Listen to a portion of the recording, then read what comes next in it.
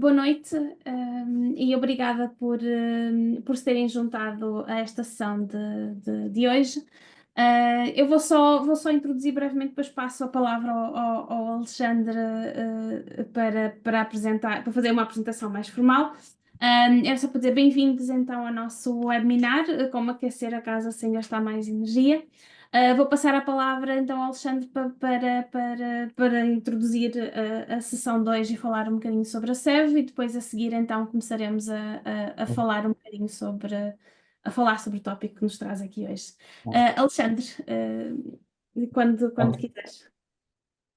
Boa noite. Antes de mais, queria agradecer a vossa participação no webinar. Este webinar está inserido dentro das atividades do projeto Ecoval, que é promovido pela SEV, com o apoio do Inesctec, sendo cofinanciado pela ERSE no âmbito do Plano de Promoção e Eficiência do Consumo PPEC.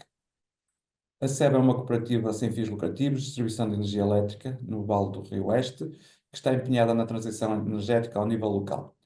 Com o projeto Ecoval, no qual se insere esta série de webinars, queremos desenvolver e implementar atividades de sensibilização para a vulnerabilidade energética e para a eficiência energética e promover a participação ativa da comunidade através da implementação de melhores práticas de consumo de energia elétrica e do uso de equipamentos. Hoje o tema do webinar é aquecer a casa sem gastar mais energia, onde serão apresentadas dicas sobre como fazer a utilização inteligente dos diversos sistemas de climatização, bem como aproveitar o calor natural ou melhorar o isolamento térmico das nossas habitações. O chat está aberto para poderem colocar perguntas ou temas que gostariam de ver debatidos em outros webinars. Agora deixo-vos com a doutora Zenaida Mourão, do Inesctec, para esta webinar. Obrigada, Alexandre, e mais uma vez, obrigada por estarem aqui. Eu vou partilhar o ecrã do meu lado, para poder partilhar a apresentação. Bem.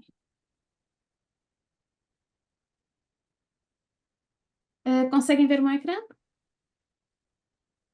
Eu vou partir do Sim. princípio que sim. Ok. Entretanto, se tiverem questões, estejam à vontade para as colocar.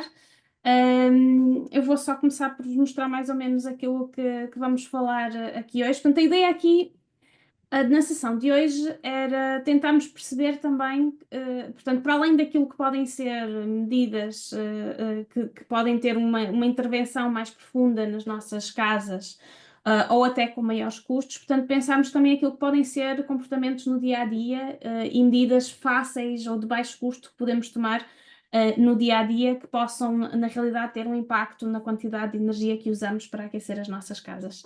Isto é importante porque há pessoas que têm casas alugadas, portanto, à partida têm um espectro mais reduzido portanto, de opções, e também às vezes não há disponibilidade imediata para fazer investimentos mais consideráveis na compra de novos equipamentos. Portanto, a ideia aqui era também pensarmos em conjunto em formas de utilizarmos aquilo que já temos, ou fazermos intervenções que à partida sejam, portanto, intervenções simples, ou como eu estava a dizer, na parte de comportamental. Comportamental no sentido na forma como usamos o espaço e como usamos os equipamentos.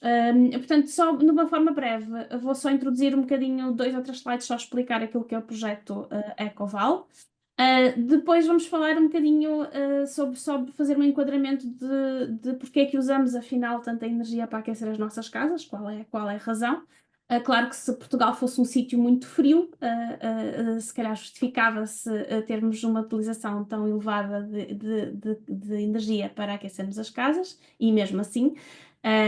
Depois vamos falar um bocadinho naquilo que são algumas medidas ativas e passivas, e como eu estava a dizer aqui, sempre pensando naquela lógica de coisas que podemos fazer no nosso dia a dia que não tenham que requerer nem uma intervenção profunda, portanto, nem um investimento considerável para substituição ou para intervenção. Depois falarmos só brevemente naquilo que são a parte realmente da alteração dos equipamentos, e aí percebermos um bocadinho que tipo de equipamentos é que podemos, portanto, que tipo de substituições é que podemos fazer e que tipo de equipamentos é que trarão, em princípio, os maiores ganhos. E depois, no final, falaremos só em breve de uma forma que vocês podem também implementar nas vossas casas e de uma intervenção que é fácil, que tem custos, em princípio, razoáveis, para saberem exatamente qual é a quantidade de energia que estão a usar neste momento e até na parte do aquecimento, por exemplo, e também poderem medir, por exemplo, qual é o impacto que várias destas medidas que vocês podem implementar nas vossas casas podem ter. E depois terminamos a partir daí o webinar. E claro, se houver questões, por favor, podem nos colocar ao longo da sessão ou então no final da sessão. Começando então, a apresentação o Alexandre já fez, portanto, começando só por apresentar de uma forma resumida ou breve o projeto Ecoval. Portanto, o projeto Ecoval começou mais ou menos há 2 anos e meio, estamos agora no último ano do projeto. O objetivo aqui tem como principal contexto, ou como principal objetivo, a implementação de medidas intangíveis, que têm a ver com a parte da formação, da educação, de basicamente passarmos informação que permita uma melhor tomada de decisão em relação à temática da eficiência energética.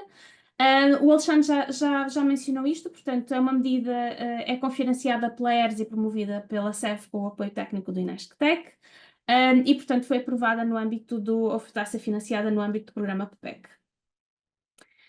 Objetivos do projeto, como já tinha brevemente mencionado, portanto, a ideia aqui é aumentar o conhecimento, a consciencialização para as temáticas da pobreza e da eficiência energética e incentivar a participação ativa na identificação e implementação de medidas locais para a mitigação, para a melhoria da eficiência e mitigação da pobreza energética.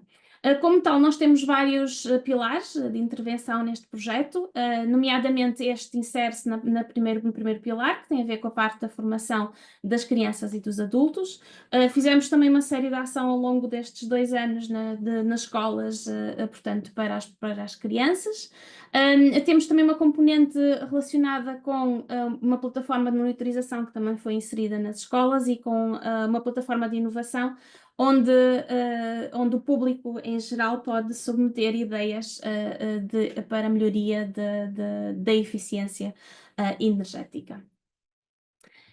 E por último, só sobre o projeto, portanto, o Ecoval tem um website dedicado onde basicamente podem ver todos os dados do projeto, onde têm também acesso a materiais informativos, quer nesta parte da eficiência energética, introdução na parte tem um manual e depois tem uma apresentação também nesta parte de eficiência energética. Também temos um folheto sobre a tarifa social e temos uma brochura informativa mais geral sobre o projeto. Para além disso, também temos alguns vídeos que podem consultar. E pronto, está tudo disponível no website, que tem aqui o link. Nós depois partilharemos a apresentação para que vocês possam ver, mas de qualquer forma o website é ecoval.pt, portanto é muito fácil de lá chegar. Ok, então vamos à temática que nos traz aqui hoje, que é como aquecer a casa sem usar mais energia. E se calhar, antes de mais, porque é que nós precisamos de tanta energia para aquecer as nossas casas no inverno, eu pus aqui, não só, porque às vezes mesmo pela primavera adentro ou já no outono, já, portanto a nossa época de aquecimento pode ser, e tipicamente prolonga-se para além do inverno. Mas, na realidade, a quantidade de energia que nós vamos precisar para aquecer as nossas casas depende de vários fatores. O que nós estamos a ver aqui é uma imagem de termografia, portanto, e o que estamos a ver aqui são cores diferentes, e o que está a ser medida é a radiação infravermelha. E quanto mais vermelho ou quanto mais para o lado do vermelho as cores estiverem, maiores são as trocas ou maior é a perda de calor, ok? O que nós podemos ver aqui é que estas janelas todas numa casa, isto é uma casa, eu acho que esta é uma fotografia do Reino Unido, portanto em que temos aquelas casas antigas com muitas janelas, e o que vemos é tipicamente com qualidade bastante má nas próprias janelas, e portanto o que vemos aqui é realmente uma perda de energia bastante elevada através das janelas, o que significa basicamente que viver nesta casa implica estar constantemente portanto, a introduzir energia, ou seja, a aquecer, para podermos compensar estas elevadas perdas que aqui se verificam, quer através das janelas, quer através das paredes, que é o que conseguimos ver aqui, através, eu presumo que isto seja a porta, aqui também não está muito famosa, portanto vemos que há vários pontos de perda de energia nas nossas casas, e claro que estas perdas são tanto maiores quanto maior, portanto, pior for a qualidade das superfícies de contacto entre o exterior e o interior, e também quanto maior for esta diferença de temperatura, obviamente. Desculpem, o slide não mudou, deixem-me só. Ok. E na realidade é isso que temos aqui. Portanto, na realidade nós temos sempre que temos uma diferença entre a temperatura interior e exterior, temos este potencial portanto, para termos as trocas de calor, não é? Para perdermos a parte do calor. E estas perdas podem se dar, desculpem, eu vou só baixar isto porque não sei se estava a aparecer, mas eu estava a aparecer em frente do slide. Portanto, estas perdas de calor, como vimos na imagem anterior, portanto, são tipicamente ocorrem através das janelas, através das portas, através do piso, quer o que está em contacto portanto, com o solo, quer através, portanto, quer nas divisões entre vários pisos, para as casas e para os apartamentos que têm vários pisos, através dos telhados, através das paredes. Tipicamente, quanto pior é o isolamento, ou quanto mais insuficiente e quanto pior é a construção, mais perdas nós termos. E só para termos alguns números, aquecer a casa pode representar cerca de 40% a 60% dos gastos com energia no inverno, e em alguns casos ainda mais do que isto. Portanto, temos casos em que custa 80% dos gastos com energia no inverno, e em certos casos podemos ter menos, lá está, depende muito destes fatores que aqui estão. Só se calhar uma história cómica aqui, um bocadinho ou engraçada. Eu tenho uns amigos que sempre, portanto, eles vivem no Reino Unido e mudam muitas vezes de casa. E sempre que alugam um apartamento novo, tentam sempre ver se conseguem estar no meio, portanto, em que estejam rodeados por vizinhos em cima, vizinhos ao lado e vizinhos em baixo, porque já estão a contar de alguma forma com uma qualidade de construção, pelo menos das paredes interiores, não muito boa.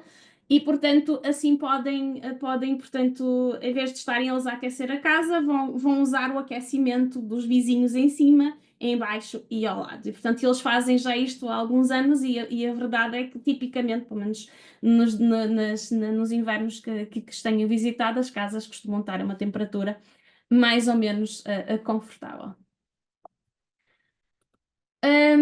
Portanto, este é um slide em que temos alguns números, portanto, a nível daquilo que é o calor desperdiçado nas casas mal isoladas e em geral, portanto, temos sempre perdas por estas superfícies. O que temos é mais ou menos perdas dependendo daquilo que é, como eu estava a dizer, a qualidade da construção. Mas só para vocês terem alguma ideia de quantidade de calor que é perdida pelas diferentes superfícies, portanto, nas janelas e nas portas podemos perder cerca de 25 a 30%, desculpa, eu estou só a deixar entrar as pessoas, de cerca de 25 a 30% de perdas de calor pelas janelas e pelas portas, as paredes 25 a 35%, a partir dos telhados 25 a 30% e nos pavimentos 10 a 15%. Como eu estava a dizer, os pavimentos dependem de onde estamos, está bem? Se estamos numa divisão do pavimento, se é entre pisos ou se é em contacto com o solo, e em contacto com o solo tipicamente as perdas podem ser e são tipicamente mais pequenas. Para além disso, nós podemos ter mesmo, portanto, e aqui falamos essencialmente de condução e de radiação, também neste tipo de perdas de calor através destas superfícies, mas podemos também ter perdas de calor por convecção, onde simplesmente temos frinchas ou aberturas. Isto acontece muito nas portas, nas nossas janelas, espero que não nas paredes, mas também pode acontecer que haja algum tipo de ventilação, por exemplo, e haja alguma frincha que através dessas superfícies de ventilação que temos em alguns tipos de construção. Isto é para dizer que uma das formas de nós basicamente temos que aquecer menos é de realmente intervirmos a nível destes elementos construtivos das nossas casas. E em Portugal, ainda por cima, temos aqui à esquerda um gráfico que tem, portanto, a classificação energética das casas do parque edificado em Portugal, pelo menos aquele que temos nas auditorias, ou que foi alvo de auditorias, e na realidade a base de dados da ADN tem crescido ao longo do tempo porque temos tido muitas vendas de casas e, portanto, em muitas casas é obrigatório portanto, ter a classificação energética, não todas, mas em muitas delas, e portanto temos já um número bastante considerável de habitações que foram classificadas na base de dados da ADN. E uma das coisas é que em Portugal a qualidade da média do parque habitacional é bastante baixo. O que nós vimos há bocado é que podemos ter perdas, portanto, através dessas superfícies todas, portanto, janelas, portas, paredes, o telhado, as separações dos pisos, e na realidade as casas que estão bem isoladas têm perdas mais baixas. Portanto, as casas que aqui têm classificação A+, ou A ou B, tipicamente são casas que vão precisar de menor quantidade de aquecimento, porque já a construção em si, portanto, aquelas superfícies todas que estão peço imensa desculpa, vou só admitir as pessoas, temos aqui várias pessoas à espera. Ok. Portanto, essas superfícies todas em contato com o exterior, e portanto, e que fazem essa divisão entre interior e exterior, estão mais bem isoladas ou são de melhor qualidade e, portanto, tipicamente precisam de menos energia. E que é o que nós temos aqui. Portanto, as casas mais modernas, como têm que ser construídas de acordo com os novos códigos de construção, tipicamente precisam de muito menos aquecimento e arrefecimento, e em alguns casos, uma casa bem construída em Portugal nem sequer precisaria nem de aquecimento nem de arrefecimento. Claro, obviamente não estamos a falar dos sítios mais frios em Portugal, nesses tipicamente onde temos muito frio e muito frio no inverno, muito calor no verão, tipicamente aí portanto, nessas localidades poderá ser necessário algum aquecimento ou algum arrefecimento. Mas em Portugal, como eu tinha dito, a quantidade de parque habitacional é muito mau, portanto, cerca de 70% das casas é de, eu diria, mais ou menos baixa qualidade, portanto partimos ali do C para baixo, ou seja, precisam sempre de alguma percentagem, alguma quantidade de aquecimento. E só para termos ideia aqui, as habitações de classificação F tipicamente não têm qualidade suficiente ou não têm qualidade suficiente para manter aquilo que seria a saúde, portanto, a saúde humana. Portanto, não conseguem manter níveis de conforto compatíveis com um bom nível de saúde. Então vamos lá ver algumas medidas que podemos implementar nas nossas casas para reduzir. Portanto, aqui a ideia é olharmos para medidas que de um ponto de vista nos permitam reduzir as perdas, ok? E de outro ponto de vista, se calhar conseguirmos ter níveis de climatização portanto, mais baixos, mas ao mesmo tempo não perdermos ou conseguimos compensar essa perda a partir da temperatura com outro tipo de medidas para que no total o nosso conforto seja o mesmo. Portanto, nós vimos que através das janelas se perdia cerca de 25 a 30% portas e janelas, podemos cerca de 25 a 30% do calor.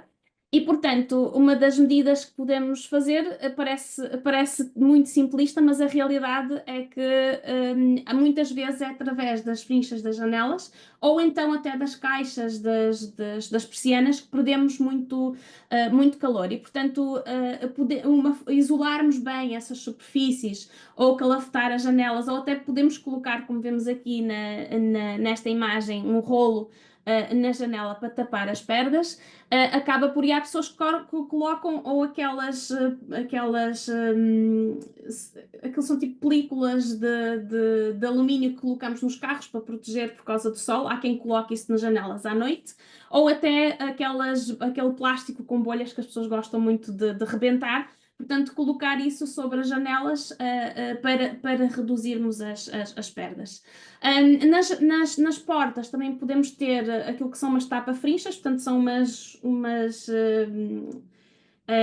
parecem umas escovinhas que se podem facilmente aplicar na parte de baixo das portas, porque muitas vezes as portas têm portanto, tem uma frincha ou um intervalo entre a porta e o chão. Isto acontece muito, por exemplo, nas casas mais antigas, e é uma forma simples e claro, os rolos, eu vivia sempre muito em casas que tinham os rolos nas portas, e mais uma vez, isto parecem medidas muito simplistas, mas não se esqueçam da quantidade de calor que nós perdemos só através das janelas e das portas.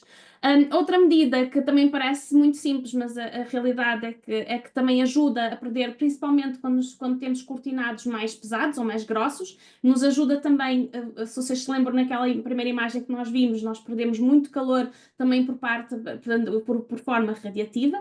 E isto é uma forma também de impedirmos ou pelo menos de reduzirmos essa perda de calor, e que também está aqui outra medida que parece extremamente simples, mas a verdade é que muita gente não fecha as persianas durante a noite, e as persianas podem ser uma camada adicional. Aliás, as persianas mais modernas, por exemplo, também já têm uma camada de isolamento, e fechar as persianas durante a noite pode também reduzir essas perdas de calor, especialmente porque também durante a noite temos uma temperatura ainda mais baixa no exterior e, portanto, tenderíamos a ter maiores perdas de calor. E outra medida que também parece muito simples, mas na realidade não é maximizar os ganhos solares, ou seja, quando temos sol, termos também as janelas, portanto, termos os cortinados portanto, abertos, e termos também as persianas abertas, e tentarmos maximizar durante a altura do dia, no inverno, em que temos sol, maximizarmos aquilo que são os ganhos solares, ou seja, o aquecimento das nossas casas com o sol. Outro conjunto de medidas de baixo custo, mas já que não estão, portanto, já sem ser especificamente para as janelas e para as portas, nós também podemos, de alguma forma, compensar, digamos assim, as perdas que também estamos a ter nós próprios do nosso corpo posterior, portanto, fazendo coisas que parecem, mais uma vez, muito simples, mas na realidade ajudam bastante, que é, por exemplo, consumir mais bebidas e refeições quentes e vestir mais camadas de roupa. Portanto, isto se calhar em contraste com. Isto acontece muito nos países nórdicos, eles têm as casas no interior muito quentes, portanto, eles usam também o aquecimento nos países nórdicos, tipicamente também eles têm as casas mais bem isoladas, o aquecimento tem um custo inferior, portanto, comparativamente ou relativamente. E tipicamente anda-se t-shirt dentro de casa, portanto, eles têm as casas mesmo muito, os sítios interiores, portanto, são muito quentes.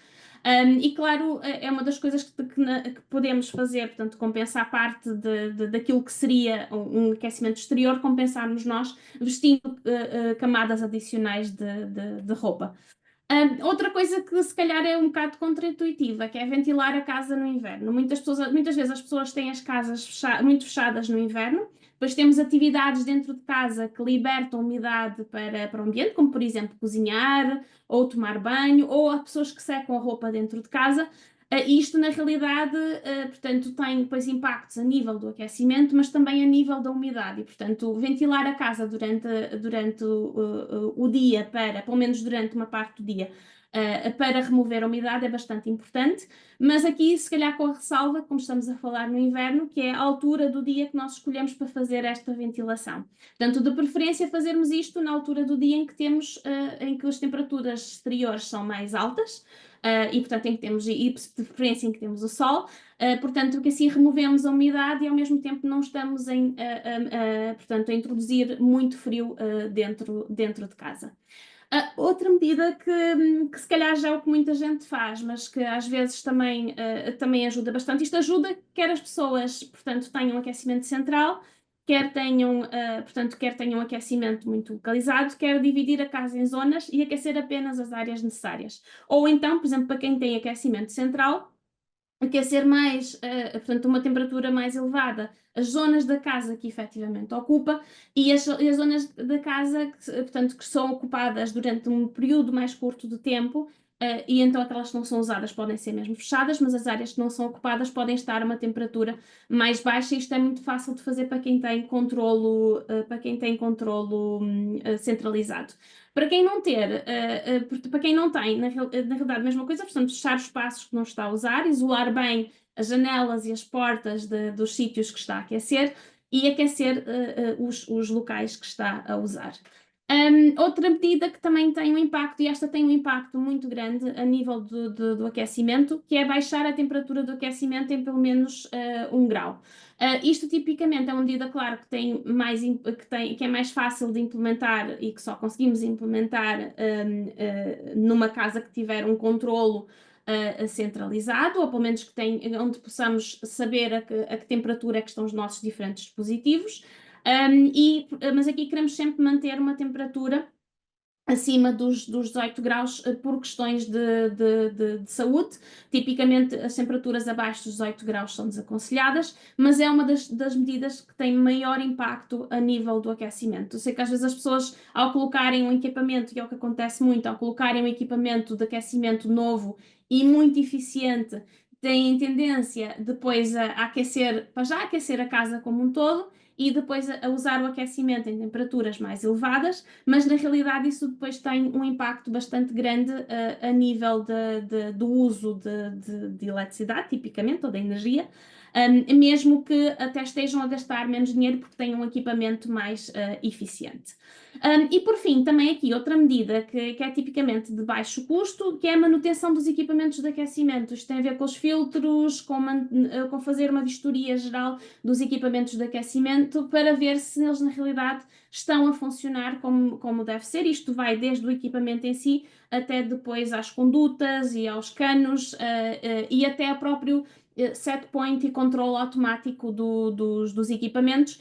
E muitas vezes também quem tem bombas de calor, a parte dos filtros, que acabam por influenciar, pois fazem com que os equipamentos estejam a funcionar num modo, numa potência muito mais elevada do que aquela que deviam estar a funcionar, simplesmente porque as componentes ou porque o sistema em si precisa de manutenção. Aqui, tipicamente, manutenção todos os anos dos equipamentos é aconselhável, especialmente porque para quem já tem ar-condicionado, a bomba de calor, porque os filtros exteriores que nós não conseguimos mudar devem ser também, portanto, devem ter devem ser examinados e substituídos, ou limpos, pelo menos, durante uma vez por ano, para além dos filtros internos e esses que nós podemos fazer esse tipo de manutenção nós próprios em casa. Ok, eu estou aqui a falar da parte do conforto e da temperatura, uma coisa que temos estado a falar aqui, que tenho estado a falar desde o início. Portanto, já vimos, na realidade, medidas para reduzir as perdas, já vimos aqui algumas medidas, sem ser das perdas, mas que nos permitem, na realidade, aquecer um menor espaço ou aquecer uma temperatura inferior, ou então, portanto, com medidas que tenham mais foco na parte dos equipamentos em si. Mas na realidade, quando falamos em conforto, falamos em duas coisas. Uma delas é a temperatura, que devemos ter portanto, os nossos espaços interiores, e outra é a umidade. Na parte da temperatura, no inverno, há aqui gamas, portanto, gamas ideais, ou gamas que são confortáveis, em que basicamente a maior parte das pessoas se sentem confortáveis, e depois há gamas quer que sejam muito acima, muito abaixo, onde já não estamos em zonas que nem sequer que não são nem confortáveis nem saudáveis. Portanto, como eu estava a dizer, tipicamente a banda de conforto vai ali desde os 18 até mais ou menos aos 24 no inverno, depois isto depende também um bocadinho da umidade, porque a umidade também influencia a nossa sensação daquilo que é uma temperatura confortável. E tipicamente aquilo que é recomendado é entre 21 e 24, embora também possamos estar mais ou menos confortáveis entre os 18 e os 20, dependendo depois, obviamente, de cada um. Aqui nesta gama, entre os 18 e os 24, como eu tinha dito, desde que estejamos acima dos 18, cada grau que nós reduzimos, temos um impacto muito grande a nível da energia usada. Isto tem, obviamente, depois impacto a nível do que nós pagamos ao final do mês para aquecermos a casa, mas também tem um impacto muito grande no uso da energia, que, como é óbvio, num sistema total, se tivermos todos temperaturas mais razoáveis nas nossas casas, depois também temos um impacto grande a nível do uso da energia em geral nos edifícios. Aqui só para chamar a atenção que naquelas casas onde de facto não é possível, ou o aquecimento das casas é muito complicado, porque temos casas que têm uma qualidade de construção muito má. Podemos ter temperaturas de facto interiores muito baixas que depois têm mesmo risco para a saúde. E temos tipicamente, não sei se costumam ver nas notícias, mas todos os invernos temos um pico, portanto, de mortes na altura do inverno. E parte desses picos de mortes é precisamente por causa das más condições dentro de casa portanto, pela exposição a temperaturas muito baixas, não externas, mas aqui falando mesmo das temperaturas interiores, que é tipicamente onde nós passamos a maior parte do nosso dia. Cerca de 90% do nosso dia é passado em ambientes interiores, quer seja em casas, nas nossas casas, quer seja nos nossos empregos. Como eu estava a dizer, isto é uma parte da equação do conforto. A segunda parte da equação do conforto é a umidade. E basicamente aqui mais uma vez nem muito nem pouco, portanto temos ali uma gama ideal de umidade que é entre os 40% e os 60%, em que se estamos muito abaixo o ar fica muito seco e até pode, por exemplo, gerar problemas respiratórios. Se estiver acima dos 60%, portanto temos demasiada umidade no ar e como já vimos isto tem depois implicações quer a nível do aquecimento, portanto a quantidade de aquecimento que precisamos, quer a nível depois de termos umidade em casa e portanto aí estamos a ter depois consequências também para a nossa própria saúde. A importância, portanto, de termos estas medidas, de realmente termos medidas de eficiência energética, quer a nível medidas ativas, quer medidas passivas, para controlar a temperatura, para conseguirmos manter o conforto das nossas casas, tem impactos diretos e indiretos na saúde, portanto, esta parte, e portanto já vimos que para mantermos o conforto, para mantermos o conforto, portanto, usando pouca energia, usando menos energia, temos que impedir as perdas, portanto nós vimos isto, falamos na melhoria do isolamento, falamos na melhoria da climatização e aqui podemos ter a parte de quer a forma como aquecemos, quer os próprios equipamentos que usamos.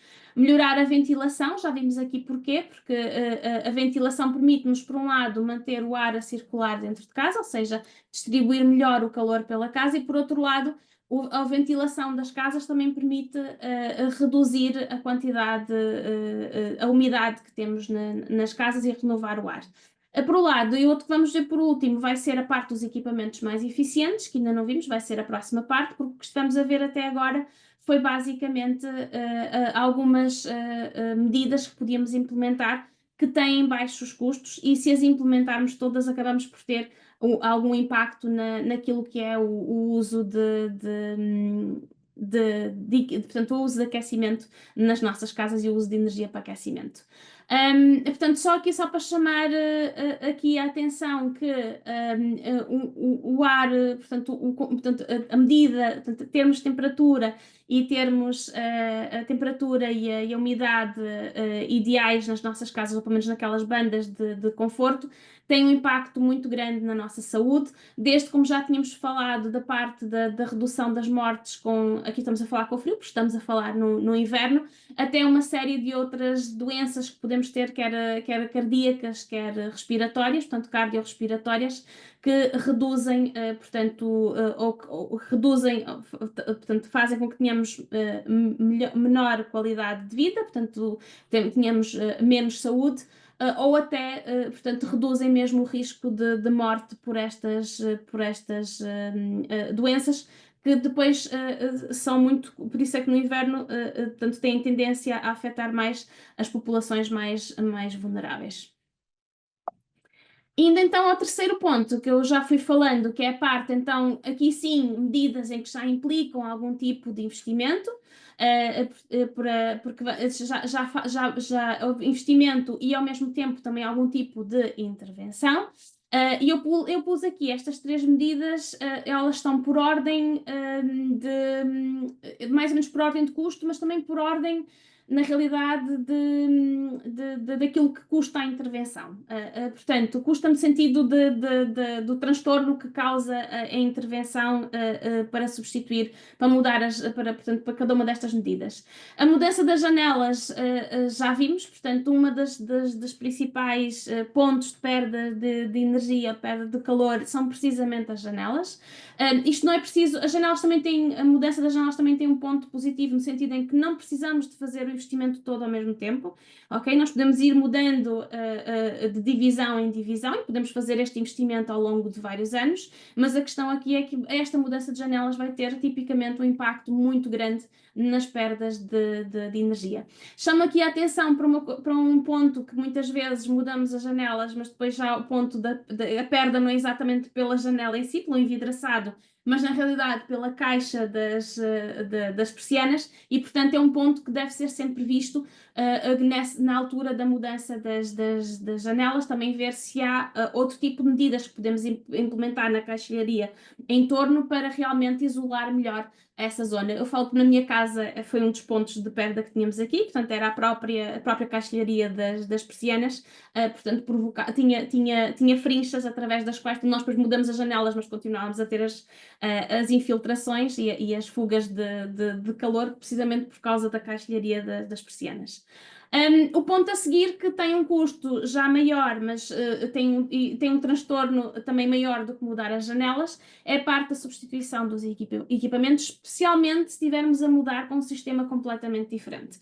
Por exemplo, uma das medidas que tem sido, ou uma dos equipamentos que tem sido mais publicitado e que é uma das grandes medidas a nível daquilo que vai ser as tendências a nível do aquecimento, que é a eletrificação, e portanto que é a implementação de bombas de calor em casa, bombas de calor barra o ar-condicionado, implica, na realidade, passar também, portanto, temos tanto a unidade exterior, que é o que vemos aqui, como a própria unidade interior, e, portanto, implica sempre alguma intervenção também a nível do espaço e de passar, portanto, tubagens para ir passar condutas de ar para, basicamente, fazer depois a distribuição entre a parte exterior e a parte interior. Uma das grandes vantagens das bombas de calor é que, apesar de terem um investimento maior inicial, tem depois um uso de energia muito mais baixo, está bem? Portanto, nós conseguimos aquecer, conseguimos ter um conforto muito melhor dentro das nossas casas,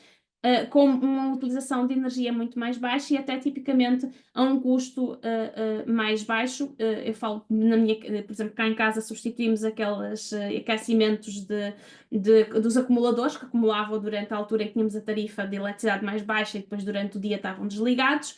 E tivemos uma poupança muito grande a nível da conta, portanto, mensal, mas também uma poupança muito grande a nível da quantidade de energia que usamos agora em casa. E também acima de tudo, temos muito mais conforto, porque antigamente só aquecíamos determinados espaços e neste momento conseguimos aquecer a casa toda por um custo corrente, portanto um custo operacional, ou seja, um custo de energia muito mais baixo, embora sim o investimento inicial tenha sido maior do que, por exemplo, se tivéssemos posto um sistema a gás natural. E finalmente, a terceira e também medida que tem um impacto muito grande, que é o isolamento exterior das paredes e o isolamento das coberturas. Esta medida, sim, tem um impacto muito grande na parte do aquecimento e do uso de energia para aquecer. E de todos os edifícios, na realidade, deviam estar bem isolados, ou pelo menos com a quantidade suficiente de isolamento para o sítio geográfico onde nos encontramos, para o clima onde nos encontramos, para impedir aquelas perdas que nós tínhamos visto no início. Ou seja, estes 3 pontos aqui acabam por, principalmente o primeiro e o segundo, cobrir, são medidas mais profundas na própria construção que nos permitem realmente reduzir as perdas.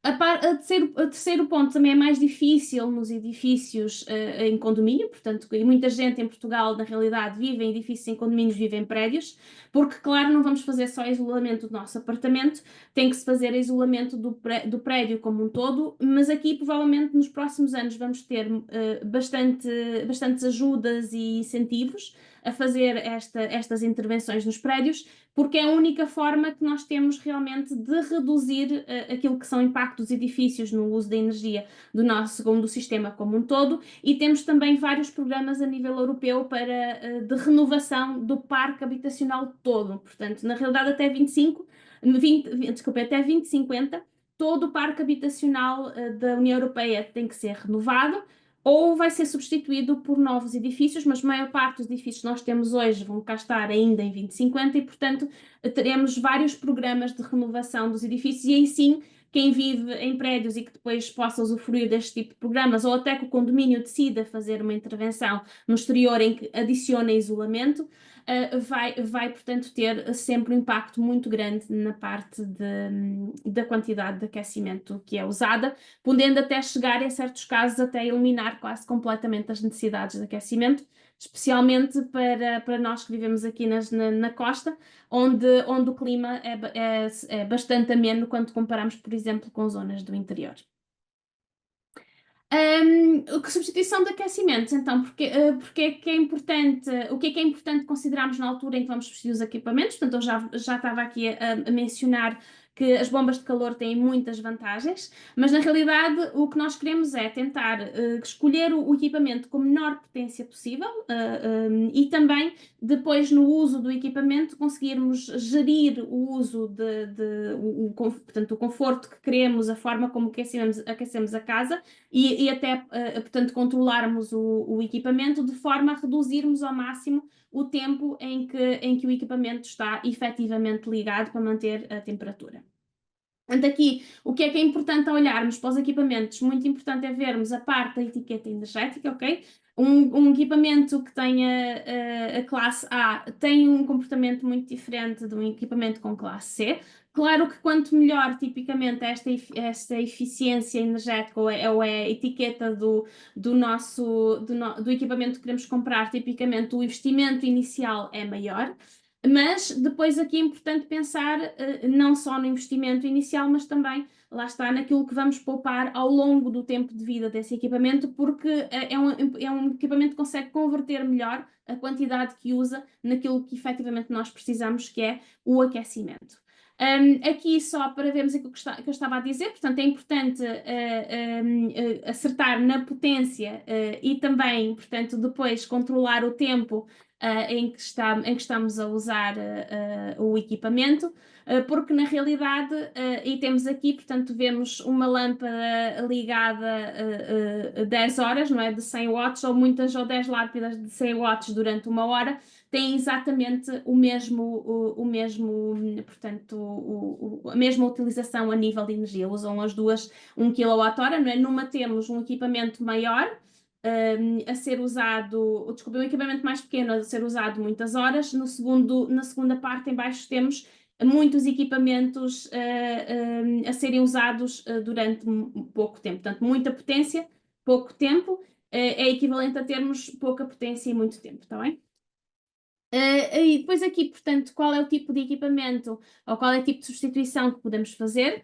Aqui temos especificamente uma comparação entre vários tipos de equipamentos, mas para aquecimento da água. Portanto, aqui para aquecimento de espaços é equivalente também. Portanto, os preços não são exatamente iguais, mas em termos do tipo de equipamentos e de custo da sua utilização, é muito equivalente, aquecimento de espaço e aquecimento de água. Aliás, algum aquecimento de espaço é mesmo feito por radiadores.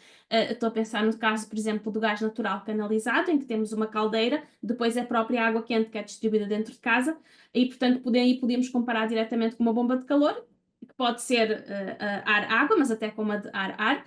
E portanto, aqui é só para mostrar que, embora tenhamos soluções, muitas vezes a bomba de calor está aqui, portanto, isto era como eu estava a dizer, é para aquecer água.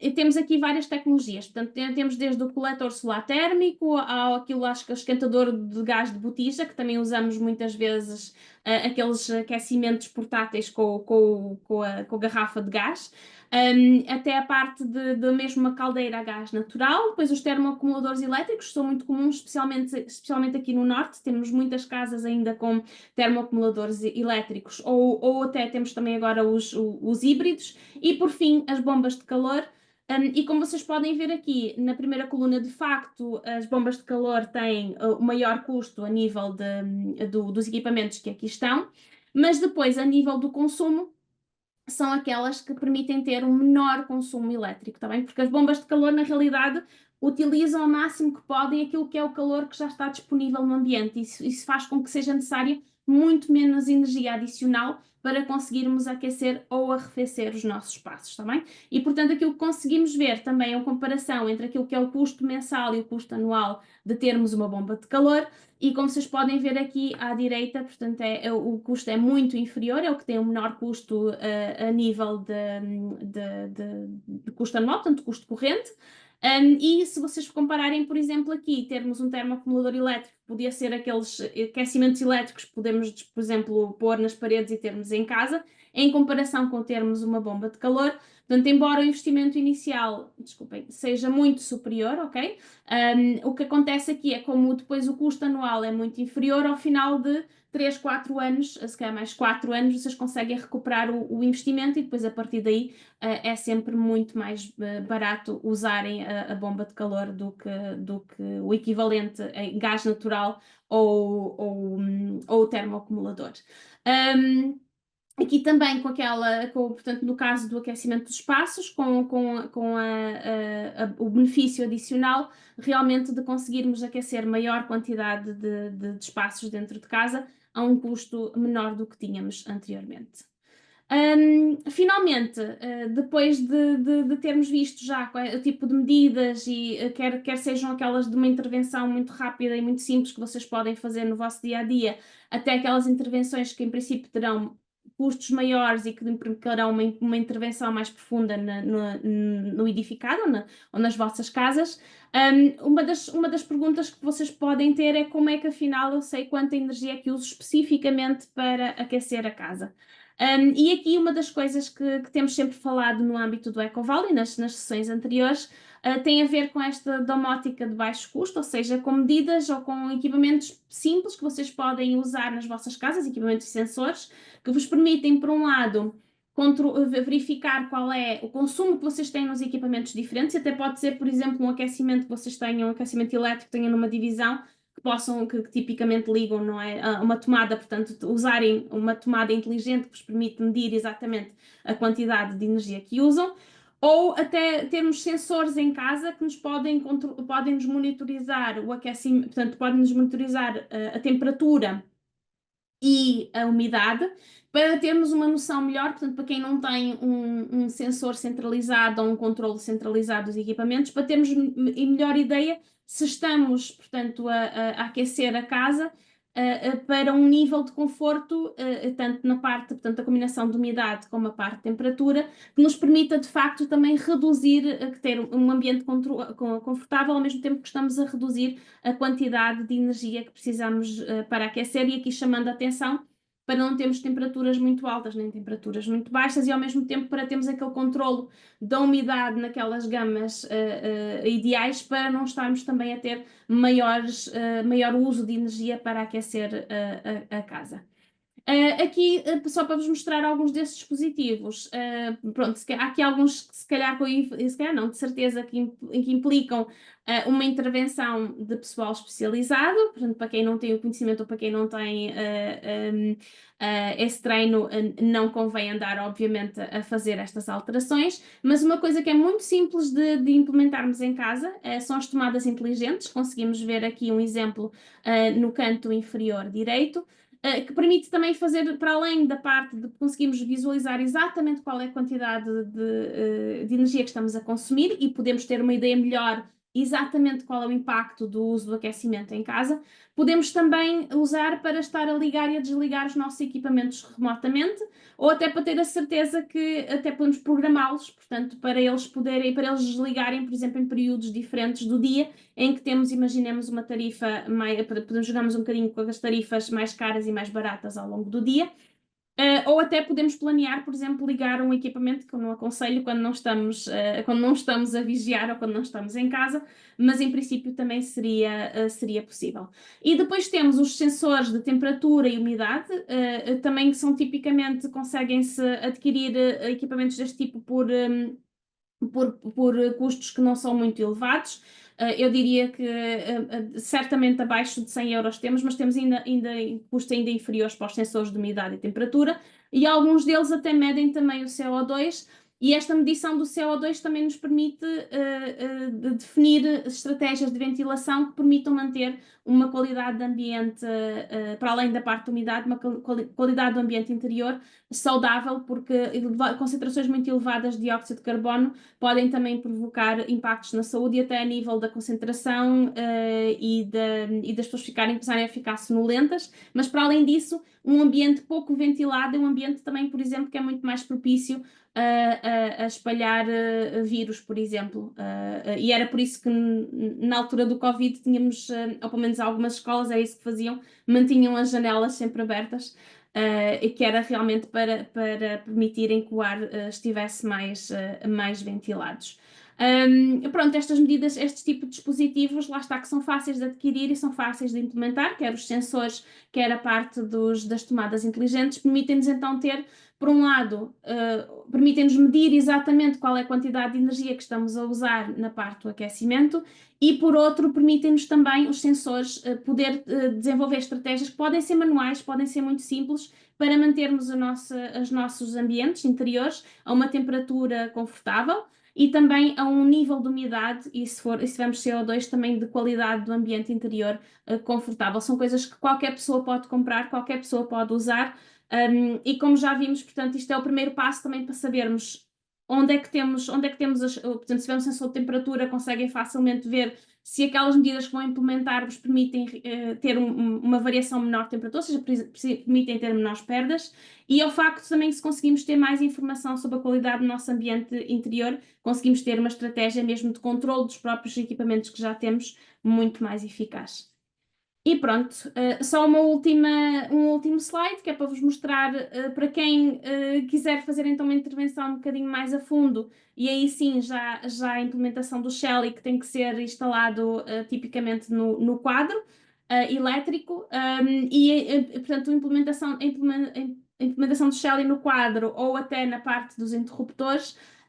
Depois permite-nos ter uma informação mais fina e detalhada do consumo portanto, do consumo que temos em casa, como um todo, ou até podemos depois estar a medir circuitos específicos, portanto, por exemplo, o circuito da iluminação, ou podemos estar a medir a eletricidade especificamente que vai para o fogão ou para o frigorífico, e até para o próprio sistema de aquecimento. Portanto, depois permite-nos ter muita granularidade na parte de visualização dos consumos individuais, mas já com outro nível não são muito mais caros, portanto os Shellys também são cerca de 100 e tal euros. A questão aqui é mais o nível de intervenção que tem que ter para eles estarem instalados nas nossas casas. E pronto, e é isto, é o último slide. Se calhar agora dava espaço para perguntar se há alguma questão do lado de quem está aqui connosco hoje. Posso levantar uma questão? Sim, sim, sim. Muito bem. Para agradecer a excelente comunicação que fez, foi Muito muito obrigada. clara, muito bem sistematizada, muito assertiva. Acho que tocou em pontos muito importantes que dizem a que todos nós, leigos, somos sensíveis. Há uma questão que talvez mereça ser sublinhada, que é relativamente às nossas casas e ao conforto, que é exatamente a decisão da orientação solar da própria Sim. casa no momento da concepção, para quem tiver a oportunidade de construir a casa, ou no momento do aluguer ou da compra da casa, quer dizer, esse aspecto da presença da insolação parece-me que é um aspecto extremamente importante, porque o sol é uma fonte de calor também muito importante nas nossas casas, principalmente nestes invernos soalheiros, não é? Que Sim. os graus aumentam consideravelmente durante o dia, não é? E, Sim. portanto, digamos que é um aspecto que se calhar falou, e eu peço desculpa se não prestei bem atenção, mas que se calhar deveria ser também sublinhado. Sim, concordo. Eu falei nos ganhos solares, portanto, que era Sim. para as pessoas fazerem o máximo, mas é verdade, portanto, não falei da orientação das casas. É muito importante porque, e precisamente os pontos em que mencionou, ou quando vamos alugar uma casa nova, ou quando vamos comprar uma casa, E se calhar às vezes as pessoas veem orientação norte portanto, e não pensam que tipicamente as orientações norte têm casas com orientação norte e apartamentos com orientação norte têm menor disponibilidade portanto, precisamente da radiação solar direta.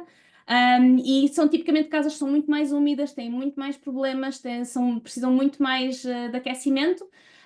E enquanto que as casas que têm melhor exposição, melhor orientação solar, têm de facto muito menos necessidade de aquecimento, têm tipicamente menos problemas de umidade até na parte construtiva, e de facto é uma coisa que as pessoas não costumam olhar e não costumam. As pessoas às vezes vão mais por se têm muitas janelas, portanto, se tem muita luz, e isso acaba por ser também uma boa.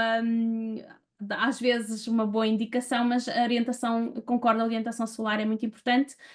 E também quem pode construir a sua própria casa era a primeira coisa que deve, de facto, o primeiro fator que deve considerar é como é que vai orientar as diferentes partes da casa, portanto, maximizar os ganhos solares. Muito obrigado. Muito obrigada. Mais alguma questão?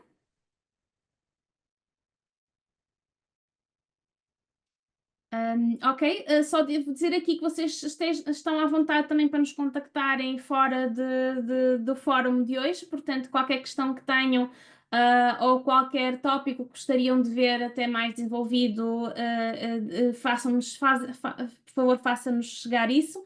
Nós teríamos todo o gosto de organizar outras sessões em que possamos discutir mais a fundo alguns tópicos que sejam de interesse. Temos mais 2 sessões planeadas brevemente, portanto, eu acho que portanto, pelo menos quem está na concessão da SEV já terá recebido alguns panfletos com as próximas sessões, e quem tem consultado as nossas redes sociais também já foram anunciadas e serão novamente anunciadas mais perto das datas, portanto, temos uma em março e outra em abril. Uma sobre comunidades de energia e outra sobre dicas do dia a dia para a poupança de energia. Nos quais teremos todo o gosto também de estar convosco novamente. Não havendo mais questões, agradeço mais uma vez a todos os que estiveram aqui presentes hoje, e desejo-vos um bom resto de noite e um bom carnaval, já que estamos quase no carnaval. Muito obrigada.